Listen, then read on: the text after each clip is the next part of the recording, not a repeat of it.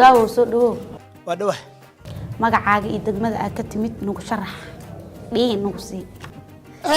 batuulo hay ma ogtaa macalin u soo sabuur taagin dhulku durbadii baa soo wareegtaan isay qarraf maamulaya yiri soo dhawo adeer gacaliye maanta wixii ka dambeeyay calafkaaga beeganaysa wala haayimid markaasaan dhaaniyahu qofku ma soo wacdo ma qof qami ma soo wacdo waa ani le dadka waa qof qam lihi alaashan wuxuu yaqraan marka alaashan qof jecel alaashan xabado dhamli naag mali والله إني أردت أن استالكي قابك جلين كاسمين سوا هذا وش عن تهاي هذا كيف إذا سنة سؤال نيجا صهر المرت كوكولا من أبغى بعيا عندي لمن تبارك يا أخي برافو برافو برافو ودي العضلين ما نبات